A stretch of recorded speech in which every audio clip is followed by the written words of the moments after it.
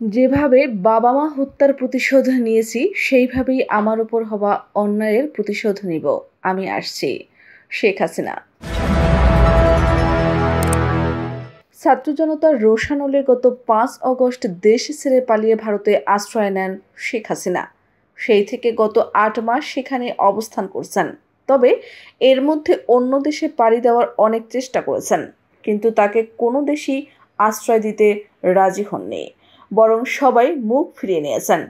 এই ৮ মাসে শেখ হাসিনা ভারতে বসে বারবার দেশে বিশৃঙ্খলা ঘটানোর চেষ্টা করে ব্যর্থ হয়েছেন, কিন্তু তিনি বসে নেই। এখনও নেতাকর্মীদের সঙ্গে কথা বলে দেশের ওপর হামলা করার নির্দেশ দিচ্ছেন। সম্প্রতি তার একটা ভিডিও ফাঁস হয়েছে। সেই ভিডিওতে শেখ হাসিনাকে বলতে শোনা যায়, তোমরা তোমাদের কাজ চালিয়ে যাও, কেউ তোমাদের কাজে বাধা দিতে এলে তাদের শেষ করে দিবে, কাউকে বাঁচিয়ে রাখবা না। তিনি আরও বলেন, আমি আমার বাবা মা ভাই সবাইকে একই দিনে হারিয়েছি, তারপর ওরা আমাকে দেশেও ফিরতে দেয়নি। নিজের লোককে হারানোর যন্ত্রণা আমি জানি। আল্লাহ আমাকে সুরক্ষা দেন, হয়তো উনি আমার মাধ্যমে ভালো কিছু করাতে চান। যারা এ ধরনের অপরাধ করেছে তাদের শাস্তি হবে, এটা আমার অঙ্গীকার। আমি আসছি। যেভাবে আমার বাবা মা ও ভাইদের হত্যার প্রতিশোধ নিয়েছি, সেইভাবেই আমার উপর হওয়া অন্যায়ের প্রতিশোধ নিব। নেতাকর্মীর সঙ্গে আলোচনার সময় বাংলাদেশের অন্তর্বর্তী সরকারের মুখ্য উপদেষ্টা মোহাম্মদ ইউনূসকে নিশানা করেন শেখ হাসিনা। ক্যামেরা অফ করে তিনি বলেন, মোহাম্মদ ইউনূস এমন একজন মানুষ যিনি কখনো মানুষকে ভালোবাসেননি। চড়া সুদের টাকা ধার দিতেন, আর সেই টাকায় বিদেশে বিলাসবহুল জীবনযাপনের জন্য ব্যবহার করেছেন। তখন আমরা ওকে চিনতে পারিনি, তাই ওকে প্রচুর সাহায্য করেছিলাম, কিন্তু মানুষের কোনো উপকার হয়নি। উনি নিজের ভালো করেছেন, এরপর ক্ষমতার প্রতি লালসা তৈরি হয়, যেটা এখন বাংলাদেশকে জ্বালাচ্ছে।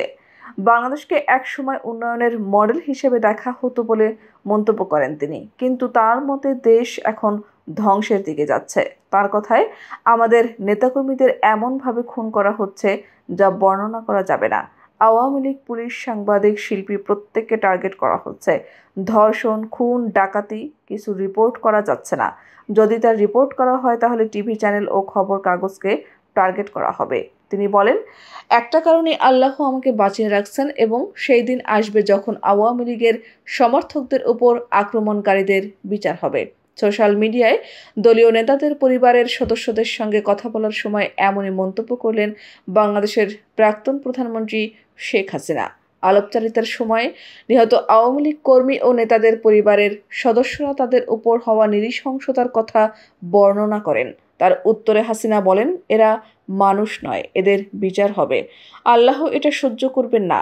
একজন মহিলা যখন তার বাবাকে কিভাবে হত্যা করা হয়েছিল তা বর্ণনা করেন, তখন আওয়ামী লীগ নেত্রী বলেন, আপনি ন্যায় বিচার করবেন, যেমনভাবে আমি আমার বাবা মাকে হত্যার পর ন্যায় বিচার করেছিলাম। তখন এক সমর্থক তাকে জিজ্ঞাসা করেন, তিনি কেমন আছেন? উত্তরে হাসিনা বলেন, আমি বেঁচে আছি। অপর এক সমর্থক তাকে বলেন, আল্লাহ আপনাকে আবার সুযোগ দিন। উত্তরে হাসিনা বলেন, আল্লাহ দেবেন। সেই কারণেই আল্লাহ আমায় বাঁচিয়ে রেখেছেন। আমি আসছি, সবার বিচার করব।